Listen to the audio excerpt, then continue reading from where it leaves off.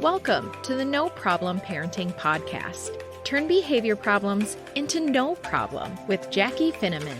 Are you ready to become the confident leader your kids crave you to be? Do you want to learn how to make parenting easier and more fulfilling?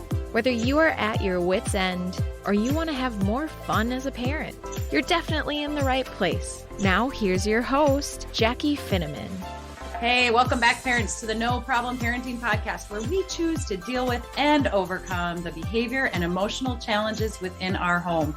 Today, it's all about seeking first to understand why our kids behave the way they do and why we respond or react the way we do, how we can prepare for the worst, right? We can't always be prepared, but there are certain behaviors that our kids show us every day that we can become prepared for and change the conversation. So that's the 3 steps in No Problem Parenting. And today I brought a special guest on, Allana Robinson, parenting coach and CEO of Uncommon Sense Parenting, as well as a registered early childhood educator, a developmental specialist, a mom of 2, and a military wife.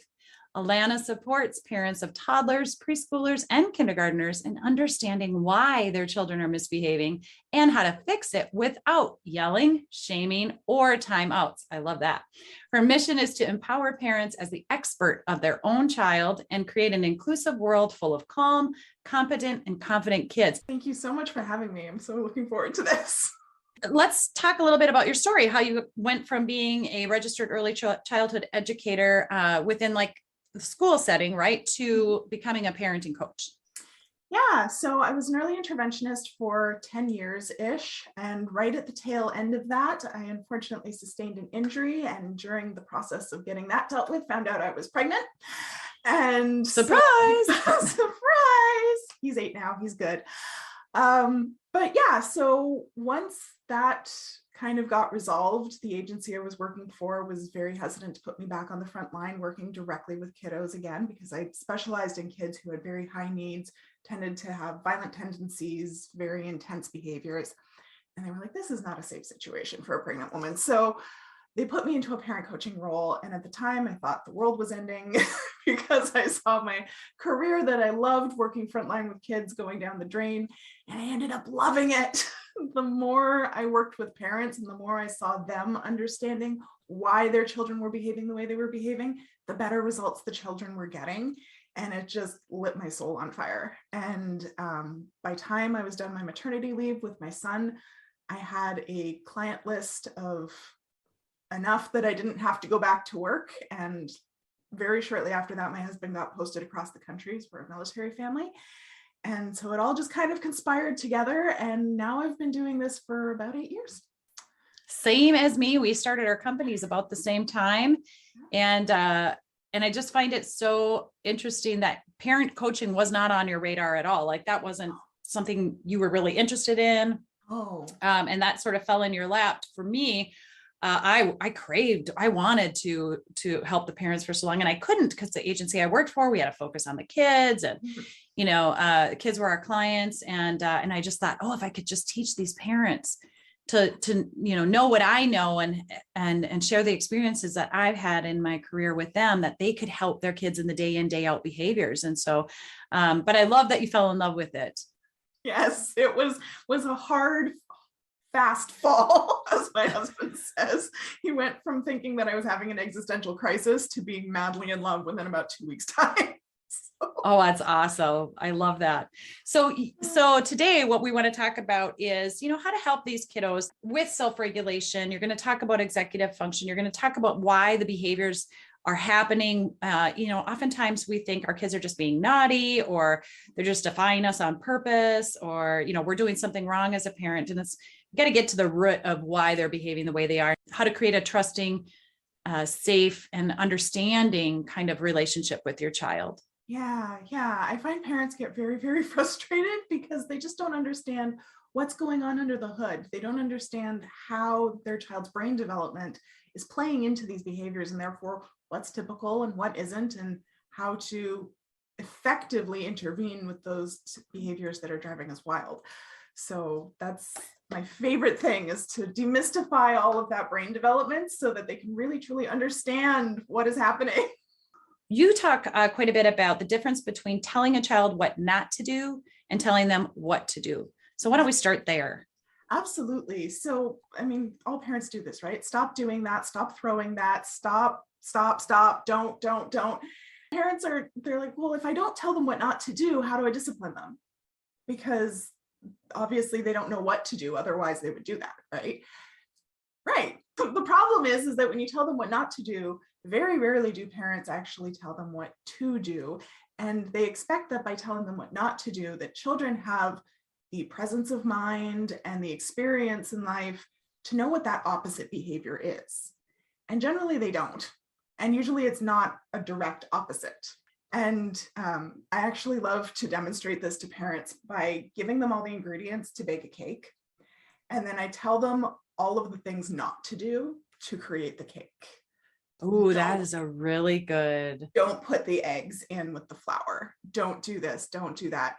And I actually did this with my husband's in special forces, and I did this with his unit pre-pandemic. And one of the soldiers got so frustrated with me, he threw the batter at my head because he was so annoyed. But that's exactly what we do to kids when we're saying, don't throw this, don't yell, don't run, don't do all of this crap. And we expect them to understand what they should do instead. And what that forces them to do is enter into a process of elimination. They have to throw spaghetti at the wall and see what sticks. But how adults see that is defiance, not listening, ignoring us. And so then we get frustrated, which gets all us hyper aroused, which then our children latch onto and creates hyper arousal in them. And now we're in this feedback loop. Right. Resistance creates resistance. We're in like that rubber band tug of war and nobody's getting anywhere. Exactly. And so we really need to be telling children what to do and how to do it. And I understand why this is so frustrating for parents, because it's not like other things we teach our kids like math and spelling. We're like, you know, math, you start with addition and then you do subtraction and then you learn multiplication and then division, and then you get fancy by combining those four things in a whole bunch of different ways. Social learning, at least to most parents who don't have a degree in childhood development, to them, they don't see that progression of skills. They don't know what to teach first, second, third, what the foundational elements are, and what the kind of fancy stuff is. So often parents will put the cart before the horse and start trying to work on these higher level skills when they haven't laid the foundation. So we have to teach our kids what to do and how to do it, just like we would teach them how to do math or how to spell a word or how to clean their room, right? Step by step, and then reinforce that over and over and over so that it becomes muscle memory. Give us an example of what that looks like. Let's say maybe with a 3 or 4 year old, I'm telling them what to do versus what not to do. Go clean your room, right? Go clean your room. And the 3 or 4 year old's like, right? They walk into the room, there's toys everywhere. There's crap everywhere. Everything is mixed together. There's no clear spots for things to go. They don't have that mental picture of what clean looks like. And so they get overwhelmed. And the adults are there over their shoulder going, come on, clean up, get started. And the child's like, I don't know what to do. Stop standing there, stop staring at your toys, pick things up and put them away. And parents think that that is like telling them what to do. But that's a very general direction, right? There's no specificity to it. And when you're overwhelmed, a general direction is just like, okay, put it where? Put it right. And then kids, often what happens is they end up dumping everything into a pile, and the parents get upset and they're like, no, you have to separate out Legos from Transformers, from dinosaurs, from Barbies. And the kid's like, you didn't say that, right? That's that process of elimination of throwing spaghetti against the wall and hoping it sticks. They do what they think they might be supposed to do.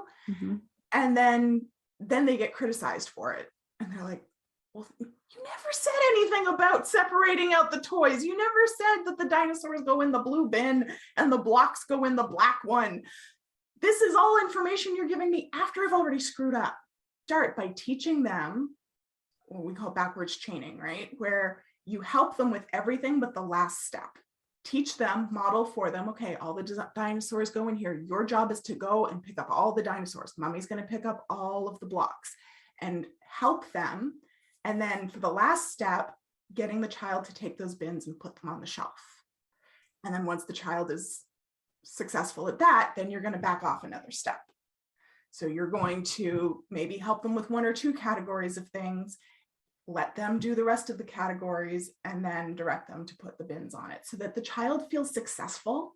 They get that nice little punch of hormones that goes, yes, I did a job well done. And that way, next time their brain is able to go, okay, step 1, step 2, step 3, this is how we do this task. And I've practiced it and I've been successful at it several times in a row now, until you get to the point where you can say, hey, your room's a mess. And they go and they clean it up. It starts with taking the time. Oftentimes we don't want to put the time in initially, but if we do, it takes a little longer to teach them in the beginning, but then they will figure it out. And I know parents that at 2 and 3 and 4, they're not even asking their kids to clean up the room, or they're doing most of the work, but really you don't have to be. So it might seem like, well, of course the kid knows where the dinosaurs go. They took them out. They know what bin it goes in. Exactly. And maybe so, maybe they do. But when they have everything strewn across the floor, their mind is just kind of like, I don't know where to begin. They get overwhelmed. They're not really sure how to get started. Helps them teach the whole process from beginning to end. And our hippocampus loves that, right? Yeah. It loves information packets that have a beginning, middle, and end. It wants everything to be a narrative. So if they have the narrative of how I clean my room, this is how I start, this is how the middle goes, this is how I finish, and that's a very clear process to them, then it's a lot easier for them to do. I can see how this would help kiddos too that have a struggle with more than 2 directions at a time, 2 steps at a time. When does that actually happen? Generally around 4, they're able to start handling more than 2 steps. 4-year-olds are going through the limbic leap. So often we'll see parents get very frustrated because their child is working towards 3 to 4 step directions, and then they turn 4 and it's like they have this huge regression. And it's not necessarily a regression. It's that their energy is all being put towards keeping their bodies safe. And they're so preoccupied with being safe and not feeling attacked that that area of development kind of gets put on a shelf for a little while. But generally around 4, you can start giving 3, 4 step directions or working towards that, and they will start to pick it up. What are 3 mistakes parents make when trying to direct their kids or discipline their kids? So there's that, telling kids what not to do. The other is being reactive instead of proactive. Parents are waiting for their child to mess up before they teach them what to do. And I see so many instances of this where the parent introduces a new something and the child doesn't do it the way that the parent thinks is logical to do it. And then they get in trouble. You take them to a party, especially these pandemic babies who have, they were born in the last 2 years. They've barely interacted with anyone outside of their immediate family. And now you take them to preschool and they're like, they're hitting kids and they're throwing toys and they're peeing on the floor. And well, okay, you never actually taught them what to do at preschool. You never. Right. Or just interactions in general, right? That's such a good point, because these babies born in the pandemic, they haven't had a lot of socialization and play dates and things with the parents around. Right. So they're waiting for the problem to present itself before solving it, instead of trying to anticipate where their child is going to have problems and preparing their child for that difficult situation. Example, in my own life recently, my sons had to take them to a funeral recently. They'd never been to a funeral before. And so we sat down before the funeral and I was like, okay, so lots of people are going to be crying. It doesn't mean they're hurt. Doesn't mean there's anything necessarily wrong in that moment. They're just sad because somebody died. Do you know what died means? And they were like, yeah, they're 5 and 8 at this point. So they've got an idea of what death means. And so I was like, okay, so during this ceremony, you're going to have to be quiet. You can't talk. And they had all kinds of questions like, can we be on our tablets? Can we be listening to a podcast? Can I go sit in Nana's lap? And so we answered all of those questions ahead of time. what you can do, what you can't do in a funeral, when food is going to be available, what to do if you need to go to the bathroom, like all of those expectations ahead of time. Yeah, that's so good. Once we got there, everyone was like, your kids are so well behaved. I've never seen two little boys nonetheless, who sit so nicely. And I'm like, this is not an accident. This is something we have actively worked on, and that I actively sat down with them and explained the expectations, what to do at a funeral. Right. And I did it proactively, because otherwise I would have been sitting there going, sit down, be quiet. No, you can't have a snack right now.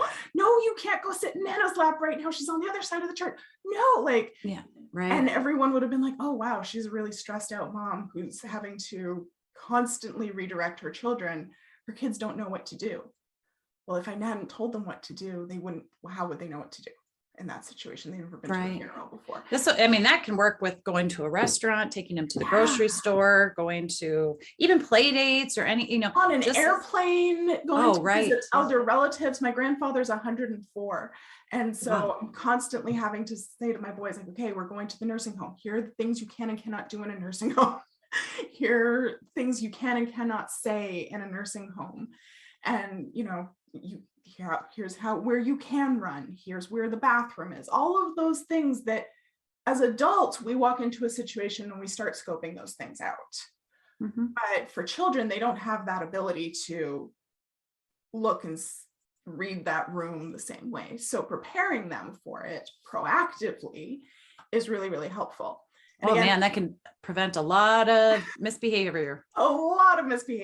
And again, I understand why parents don't do this, because one, they don't think of it, but two, they don't always anticipate where their child is going to have difficulties.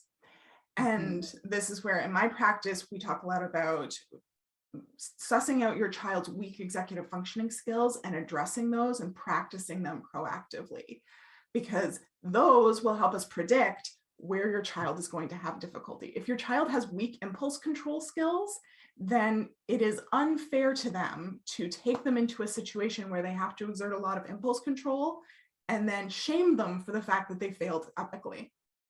Yeah, it's such a good point. Prepare them both like expectation wise, but actually practice. Right. Like if you're going to, my youngest was 3, we went to his first birthday party, and it didn't occur to me at the time that I have to prep him for the fact that he can't just walk over and take things off the kitchen table. He has to wait until it's time to eat the cake. He has to eat when the pizza is presented. Like I hadn't told him all of those expectations. So he did what 3-year-olds do, and he walked in like he owned the place, and he went right for the cupcakes and stuck his hand right in it. And I was like, yeah. I knew he had weak impulse control because he's 3. Yeah. And I knew that was something that he struggled with, but I forgot to prepare him for that situation. And that was on me, not on him. Oh, I love this. Whereas if you practice ahead of time, if I had put him in situations and practiced playfully through games, like Hungry Hungry Hippos is one of my favorite ways to practice impulse control, because you have to wait for everybody to be ready. And then 1, 2, 3, go. And everybody starts. So it's always through play. It's always fun. And it can be as easy as giving them their pasta just a little bit too hot, so they have to wait for a few minutes for it to cool down before they stick it in their mouth. But by putting those instances in front of him more frequently, I would have been able to prepare him for the fact that you can't eat the cake right away. So it's using these tools and what we know about the brain to anticipate where our children are going to struggle and prepare them ahead of time, so that we're not getting mad at them for stuff that isn't really within their control. Right. Or they've never experienced before. So why wouldn't they just feel like they had free reign when they go somewhere, because they never experienced not being able to have that free reign? I have a lot of clients who deal with hitting in particular, and their toddler goes into a new situation, child steals the toy from them. The first thing they do is smack them. Right. And parents are like, oh, they see it as this huge character flaw. Like, well, they don't have, executive functioning skills only start developing around the age of 2. So they don't really have impulse control to begin with. They've never been taught what to say or how to protect their toys that they're playing with. And you just put them in a situation where someone was kind of attacking them. Right. That's what it feels Right? like to the kid, right? When they're not Exactly. used to being in the company of other kids who are going to take things from them. It feels like an attack. Right. And you've never taught them how to deal with that attack. Right. So that should be expected. Right? This is a great subject to talk about because I often have clients with kiddos that maybe are to the point where the parent's getting a call from daycare or from school and saying, you have to come pick them up. They're melting down. They've hit a kid. They've lashed out. What kinds of advice and suggestions do you give to parents in those situations? Well, generally, children don't attack unless they feel attacked, right? It's that fight, flight, freeze. And kids do well if they can, not if they want to. So if your child's not doing well, it's because what they did is the best option they could come up with in that moment to keep themselves safe. It doesn't mean they were actually in danger, just that they perceived that they were in danger. Children are very bad at determining what is an actual threat and what is a perceived threat. So as you said, like somebody grabbing a toy from them, that's going to be perceived as a threat. And when children melt down, and there's a difference between tantrums and meltdowns too. Tantrums are conscious and purposeful. There's like, I want the peanut butter sandwich and I'm going to scream until you give it to me. And if you give it to me, then thank you, goodbye. Yep. And it stops. Whereas meltdowns are because children are running out of energy. They don't have the ability to self-regulate and their nervous system is going absolutely haywire, trying to keep themselves safe. They perceive that they are under attack and they've gone into fight mode. And they don't have the language to, tell you what they need or why they're feeling the way they're feeling. Yeah, when we're dysregulated, we actually lose access to our neocortex, which is where language, learning, reason, and our executive functions live. So when they're melting down, they actually physically don't have access to that knowledge or to that language because the brain is going, we're under attack. Mm-hmm. And while all of those things are nice, none of them are keeping us alive. Mm-hmm. Right? When we're born, we get this nice little rush of hormones that turns our prefrontal cortex, our neocortex back on so that it can start developing, which is why executive functioning skills don't really start taking hold until 2, because it takes that long for that area of your brain to turn on. It's also why babies have soft spots. So when we're melting down, trying to reason with a child is the worst possible thing you could do because any language that comes at them is going to be perceived as an attack. Right. Because they can't process it. I often say it's like trying to reason with a drunk. It's exactly like that. You're not, obviously your child's not drunk, but they're literally not able to access that part of their brain that's going to listen and hear what you say and be like, oh, good idea, mom and dad. I shouldn't, Exactly. Recent events, the other day, Will Smith smacked the crap out of Chris Rock at the Oscars, right? And what happened there is that, he's talked very openly about the fact that he doesn't feel like he could protect the women in his life. And you could see him initially laugh at the joke. And it wasn't until he looked at his wife that he got triggered. He got dysregulated by this feeling of helplessness that the woman that he cared about, felt attacked and he wasn't protecting her. And when we feel attacked, our limbic system takes over, our brain sends all of our resources to it, and it has no reason. It just has emotions, our security system, and our memories. Right. And so when he was saying, I reacted emotionally, yeah, you did. Mm-hmm. Because you felt like you were under attack. He knows. He's not stupid. He knows that walking up to someone at the Oscars and slapping them across the face is not a socially acceptable thing to do. Right. But he did it anyways, because he felt like he was being attacked. He perceived that he was under attack. And the only way that he knew how to solve that problem was to go and slap Chris Rock. And so it doesn't matter if you're 2 or you're a 50-year-old movie star. Yeah. That process is there. The neat thing is that we can teach our children to recognize when they're getting dysregulated. We can teach them what it feels like to not feel that way and how to get back to it. Yeah, this is so great that we're talking about this too, because even when we prepare our kids and we teach them, I mean, you talk about a 50-some-year-old man that still can be triggered to do something like that. Even when we teach that to our kids, sometimes they're triggered. It happens. It's a switch and it goes off.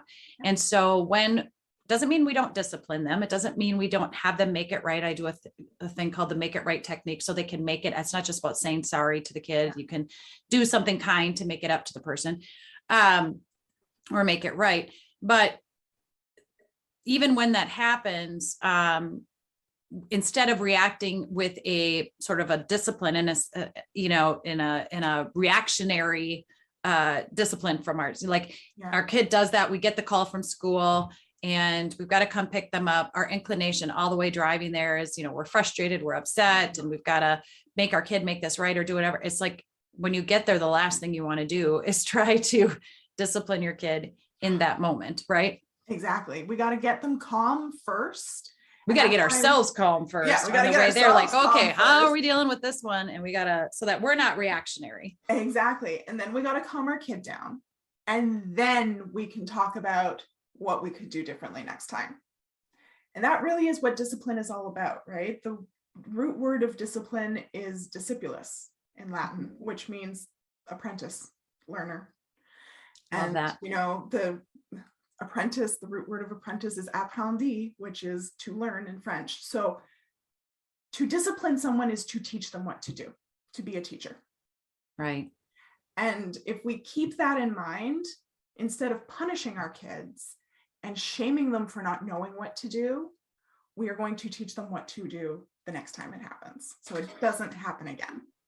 Yeah. And what would you say because now you have this in your history of these kiddos, explosive kiddos or really reactionary kiddos. What do you do when you've taught them those things and they still go back and do it again? So that's where I like to lean on collaborative problem solving, because again, knowing what to do and actually doing it are two completely different things. And so if a child knows what to do, they're calm, they have the rote knowledge of what they should do in this situation, and they're still not doing it, it's because there's something preventing them from doing it. There's a disconnect there. And until we ask them what that is, that we're not going to know. We're throwing spaghetti at the wall and hoping it sticks. We're solving problems that may not exist, or we're solving the wrong problem. Right. So I really love to use Dr. Ross Green's CPS model, Plan B model, especially with children 5+, to have that discussion. When we're talking about little kids, I use something called the logical consequence process, which is the Plan B process kind of simplified down for toddlers and preschoolers who can't have a back and forth conversation. Yes, this is so important. So, bringing the child in, getting their perspective on what the problem is, and then offering them options for solving it. So like for the LCP, we talk about like the first step. What is LCP? Logical consequence process. All right. So our first step is using declarative language, right? Because declarative language is making sure that you're having a common experience. It's commenting instead of imperative language, which is like, go clean up your room. It's like, hey, your room is dirty. So it's the purpose of declarative language is just to share an experience. So when you make an observation about your child's behavior, like you hit your brother, you're sharing that experience instead of being imperative about it and putting them on the defensive. And then yes. And I gotta pause you right there, because instead of saying, did you hit your brother, when you know they did, you're creating more problems when you do that, parents. So don't ask them. Kids. Yes. Don't ask them, a question that you know the answer to. Exactly. Yeah. Because there's a reason in the States you have pleading the fifth. In Canada, we have Chapter 13. Legally, you are not allowed to incriminate yourself for a very valid reason, which is that you will do anything, it's in human nature, to protect yourself. Right. And so including tell bold-faced lies. Yes. And trying to spin a story to make it so that you're not in trouble. So when you ask your child something that you saw them do, they're going to deny it. It's a knee-jerk reaction. Right. Setting them up to fail and really inviting more problems to come into play. So we start with, you hit your brother. And then the logical consequence process The next thing we're going to do is be like, ask a problem solving question, which is usually identifying the problem. And with toddlers, this is quite easy to do because usually the problem is like, he grabbed your toy from you or he got too close to you. What do we do when your brother steals a toy from you? And usually, like with the really little ones, they're going to stare at you expectantly because they're like, I don't know. You're going to tell me what I'm supposed to. If I knew what to do, I would not have smacked him. Right. The nice thing about the logical consequence process is it's designed so that as your child gets more used to it, you don't have to go through the whole thing. The end processes fall off because after each of these steps, you're opening opportunities for your child to give their input. And once they do that, then you don't have to continue with it. The whole process is designed for the kiddos who just stare at you expectantly, like, I don't know. So if they don't give you an answer, or if they give you an answer that is just like, no, that is not what we do, then you're going to give them controlled choices. So controlled choices are two choices that are equally acceptable. And this is where parents will go very, very wrong. They'll give them a right choice and a wrong choice. And again, that's trapping your child. You're setting them up for failure. So you have to give them two choices that are equally acceptable to do in that situation. So you can come and tell mommy that he took it from you, or you can say, I'm not done with that. Now, one of those choices has to be enforceable because they're little.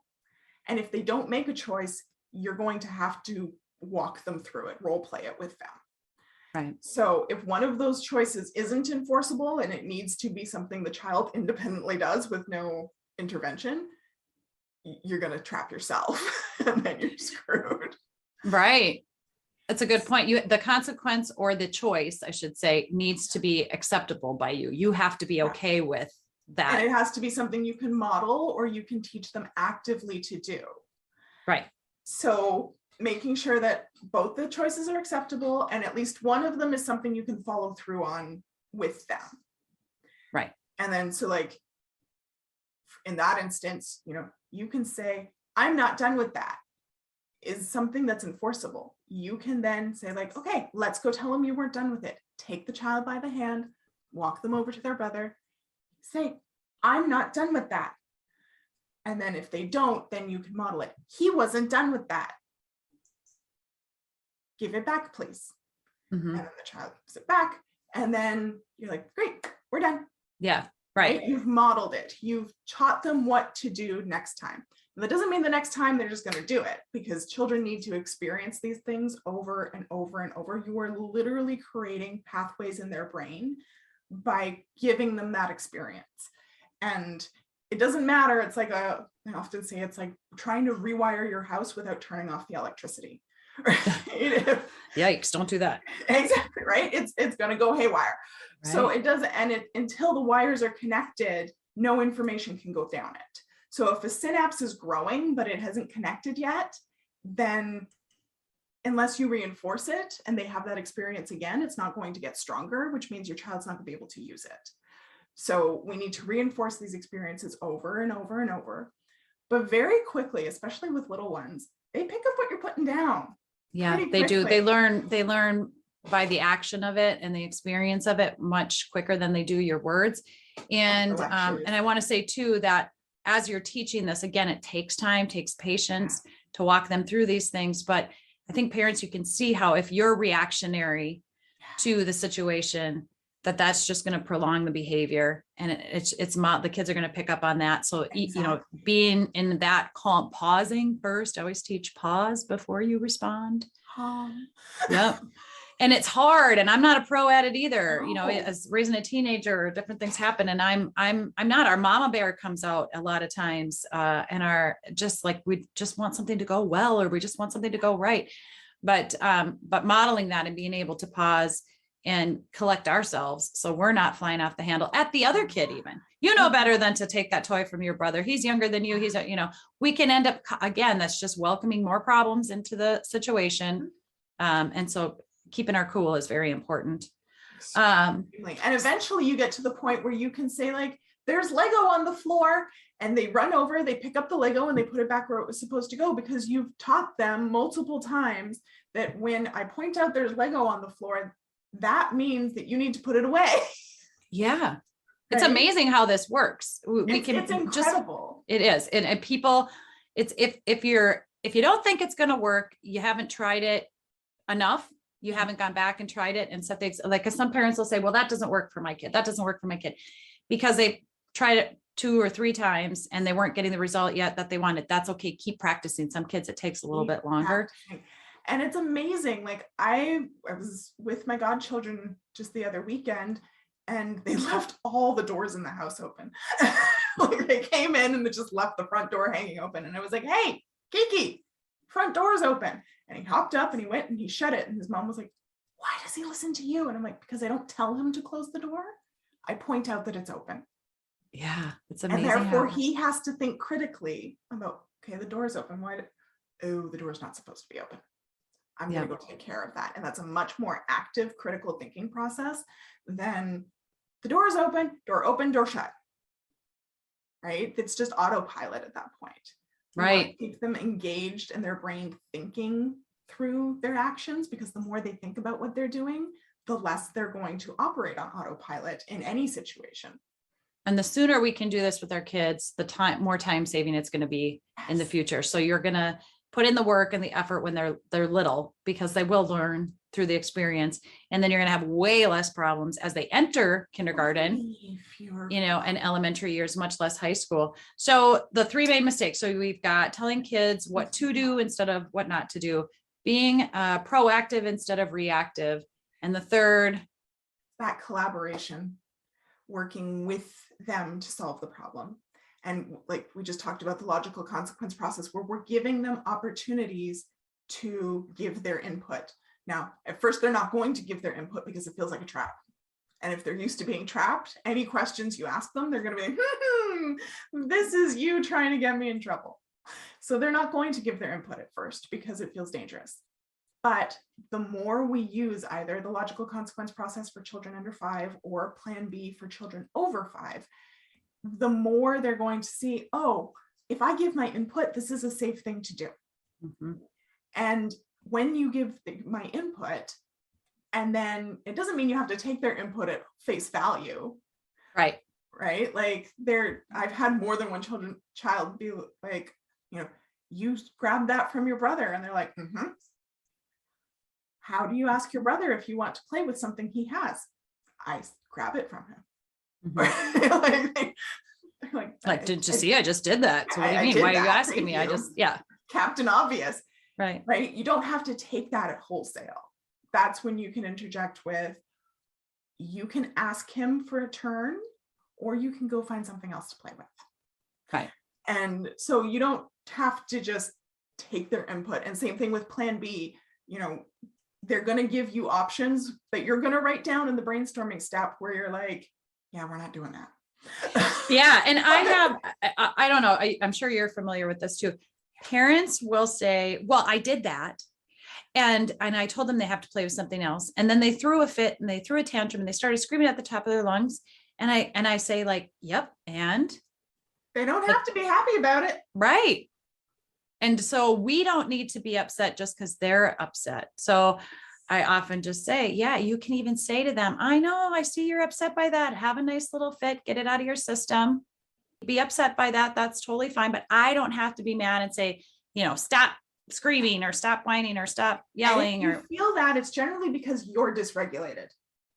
Yes. Like I'm very honest about the fact that my instinct when my children are triggering me is to hit them. Now I won't, because that would be a felony. It's not socially acceptable, but that's my instinct.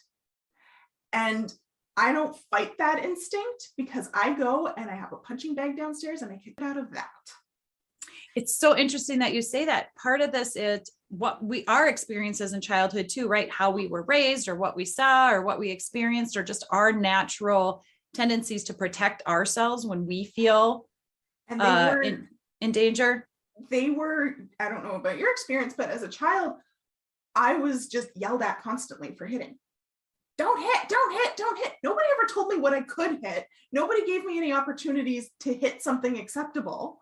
Nobody put me in martial arts or, enrolled me in boxing or anything like that. It was just, don't do that, don't do that, don't do that. And when you do that, your child starts to feel like there's a character flaw in them, when really it's a sensory need. And so like, I will often say to my kids, mommy needs to go kick her punching bag. And I will go downstairs, I hit the pause button on the situation, go downstairs, bust my butt on the punching bag, and then I'll come back upstairs and be like, okay, now I'm calm and I can deal with this. It's so interesting you say that too, because I don't think people talk about that.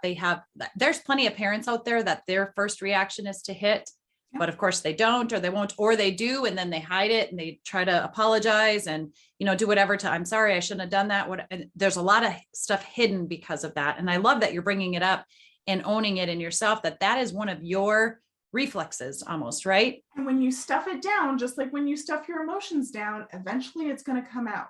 Eventually it's going to blow the lid off. Right. Right. Like you can't just stuff things. These things don't go away. They just get put to the side. Right. And eventually they're going to come out.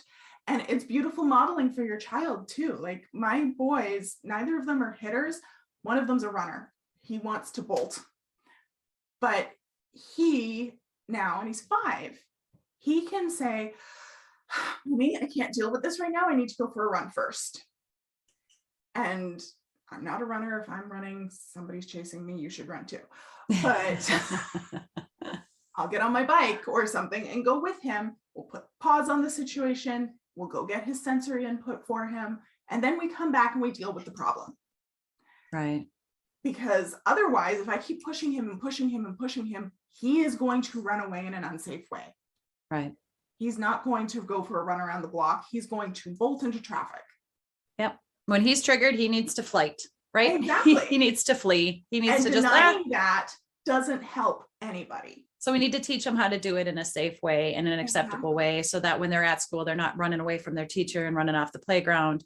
And those are those problems that we have to collaborate with them to solve. I sat down with him at some point and I was like, okay, so here's my problem. When you get upset, you run away and you run out the front door, and I'm very worried that you're going to get hit by a car. You seem to be having difficulty staying in the house when you're upset. What's up? And he told me exactly. It took a while. Wasn't right off the bat, but after some digging came out, I need to run. When I'm upset, my legs want to run. I want to hide. Mm-hmm. And then I run and you get mad. And that makes me feel unsafe. And so I was like, okay, so you need to run. We don't want you running out the front door. So how can we facilitate your running? And we sat down and we brainstormed a whole bunch of different ways. There was several of them where he was like, I'm just going to go for a 5K all by myself. Yeah, and I'm like, you're 5 years old. No, that's not happening. That's not happening. But that's where like brainstorming is brainstorming, evaluating is evaluating. Mm-hmm. And so sitting down and going through all of those options, once they're out, don't evaluate while you're brainstorming, because as soon as you shut that down, you've shut down the whole creative process. But what does that look like? If you start evaluating while you're. So like when he was like, I'm going to go for a 5K by myself. If I'd been like, no, he's never going to give me another. He's never going to give me another suggestion. Right. So you're saying just don't interrupt them until they kind of give you all of it. I see. Yeah. Okay. Gotcha. In the brainstorming step, all ideas are valid ideas. That is such a good point, because you do want to keep the communication open. And if you're shutting down the things that they're saying, they're going to disengage. Yeah. It's like, no, then I'm not even going to tell you. And then that causes worlds more problems as they get older. Right. And then you're not collaborating anymore. No. And they won't come to you and tell you their ideas. They won't tell you the things that they're thinking, the fears, the stuff. They won't tell you any of that, because they just know you're going to overreact or try to take care of it or handle it yourself. And they don't want that from you. And sometimes these ideas where our gut instinct is to go, no way. Sometimes there is a way to facilitate that for them. And once you're in a calmer space and everybody's completely out of ideas, and you're sitting down and you're preparing to evaluate, you're like, okay, well, you can't go on a 5K by yourself, but if you really feel like you need to run 5K, you know, daddy can go with you if he's home. I can bike with you. I can, you know, take you to the track and you can run around the track at the rec center. There are ways to facilitate that. It's not just no. Having that collaborative discussion where their input is important is going to make rebellion basically non-existent in your household, because it's really hard to rebel against a solution that you helped create. Right. Well, and it doesn't mean that we just in the middle of a heated moment or a disciplinary kind of thing that we stop and say, oh yeah, now we're going to go run a 5K. I mean, we don't always have that luxury, but the fact that you're hearing your kids and you're giving them the opportunity to share that, and you can say, it's not possible to run a 5K right now. Mom can't leave the house. We can't, whatever the thing is. And you'll get to do that later. Just giving them the option that later they'll get to do that can calm and diffuse the situation right away. Exactly. And just because they can't, 5K might be their ideal situation, but there's lots of other options that may calm them down in that situation that can be riffed off of that need for the proprioceptive input of running. Right. Right? Like, okay, you can't go for a run right now. You can go jump on the trampoline in the backyard. Run around the house 5 times. Yeah. You can do a practice session and say, let's figure out how many times you'd have to run around the house for it to be a mile, exactly. and then, that's an opportunity for them to get a bunch of energy out, and you have, a practice session around it. That can be fun. Exactly. So that collaboration, it means that they've got skin in the game then, and you're solving the problem that they've identified. You're not just solving random problems and hoping that that's what the problem is. Your child has told you very clearly, this is why I'm doing this. Yeah. And you're like, okay, so what you're doing is not a good solution. Right. How's that going to work out for you? Yeah. We need to find a way to do this that's safe. It's not going to hurt people or property. Yep. And then if it doesn't work, you can be like, hey, so we decided that when you get upset, you're going to go and you're going to do some laps around the house. You're not doing it. So what about it isn't working? And continue solving the problem instead of getting mad at them that their first idea, their first draft didn't end up being the polished product. Right. One of the things I love about this too, and that I've experienced, is that when you do this, when you actually kind of brainstorm and problem solve with your kids after they've had, done a misbehavior or something like that, there's a really cool thing that sometimes happens. And that is kids get tired of it. Yeah. They have to own the behavior. They have to own the problem. They have to own the solution for the problem. And it takes them time, just like it takes you time, it takes them time. And so sometimes what ends up happening, they think before they misbehave sometimes, just because they're like, I don't want to have to deal with this later. This is going to end up causing more problems for me, take more of my time. I have to own this. Mom's not just going to get mad and fly off the handle and get more upset about it than me. It's affecting me. So it's not worth it. I'm not even going to cause a problem right now. Exactly. And it's right. It's making the appropriate behavior the path of least resistance. Because that's why our brains don't want to do things that are hard. Nobody, right? There's that Mel Robbins thing where she's like, you are never going to feel like doing the hard thing. We're not wired to do the hard thing. So if doing the right thing is hard, your child is never going to do it because it's going to be difficult. If you can make making the right choice the path of least resistance for them, then you're never going to have to deal with misbehavior, because, like you said, doing the other thing is going to cause me a lot more problems. Right. Take up a lot more of my time and energy. Why would I do that? And this, like potty training, all the time I'm talking to parents and I'm like, okay, so they had an accident. What do you do when they have an accident? And they're like, well, we clean them up and we put them on the toilet and they go about their day. And I'm like, okay, so your child has to be the one cleaning it up. Yeah, I get it. They're 3, they're 4, they're not going to do it perfectly, but that doesn't mean they don't have to do it at all. Right. right? They have to take off their pants. They have to take off their poopy underwear. They have to be the ones to put it in the laundry. They're the ones who have to get in the shower. You can be there. You can hand them the soap. You can hand them the shower head. Right. They need to clean themselves off. They need to dry themselves off, get new clothes, put new clothes on. Because if it's inconvenient for them, if they are the ones, they don't just get to stand there and get their personal maitre d' to clean them off, then they're going to be like, this is exhausting. Yeah. I'm going to pay attention to when I have to go potty, because it's too much work to have to clean myself up, and I don't get to stay and play. Yeah, exactly. And we don't have to be mad about that. We say, oh, that's so sad. You wet your pants. Oh, I bet that feels icky. Yeah. You can be empathetic and still hold a boundary. Right. Right. And like, I mean, I do this all the time with my own kids. My youngest, about 3 months ago, right before Christmas, he decided he didn't want to wear underwear to school. And I was like, okay, well, I'm going to put a pair of underwear in your bag because I'm pretty sure you're going to want it. But it's there if you need it. And then I sent his teacher a text message and I was like, hey, so just FYI, Owen's commando today. Yeah. Pretty sure he's going to start chafing. And when he does, there is a pair of underwear in his bag. Please direct him to the bathroom to put them on. And she was like, okay. And I was like, just not the hill I wanted to die on. Yeah, right. God love our teachers, the things they have to, the messages and the things they hear. I've shared that with parents too. When your kids are fighting getting dressed in the morning, it's like, you can wear your clothes or carry them. That's a good old love and logic tip for parents out there. Wear your clothes or carry them. They can go to school in their pajamas, and then you just phone the teacher ahead of time and say, hey, she's coming in her jammies. Maybe let her know that she's welcome to join the class as soon as she's dressed, because that's a requirement in school that you wear clothes, but we're not going to battle it at home.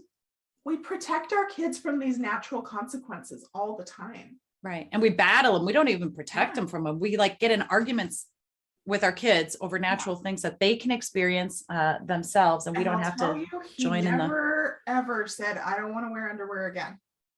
Right. Because again, sometimes kids are doing this to throw us off, see what we'll say, how we'll respond, how we'll react. They're trying to engage us in an argument, or and we don't have to take the bait. Yeah. I love it. Things like wearing your winter jacket. I mean, you're in Minnesota. I'm sure you know this just as intimately as I do. Where, I don't want to wear my jacket. Well, it's minus 40 degrees out. So I don't support the choice. I'm going to bring it anyways, but you go outside and feel how cold it is. They go outside, they come right back in. I want my jacket now. Yeah, you do. Yeah. Yeah, probably do. Wear your coat or carry it. As long as they have it with, you're doing your job as a parent, right? They're not going to freeze. They will figure it out. All right. Well, you've given us so many good examples and tips. I'm going to encourage parents to go to your website, allanarobinson.com/free class. And you actually have a free class that people can access at any time. Tell us about that. It's an hour-long class. And in that class, I go through the 3 main mistakes that parents make that are actually causing misbehavior. And then we talk a little bit about how flipping your perspective from behavior management to skill development is that secret ingredient for well-behaved kids. Oh my gosh, you are so up my alley. It's like gone are the days of behavior mod, right? We're not dealing with modifying behaviors anymore. We're teaching skills.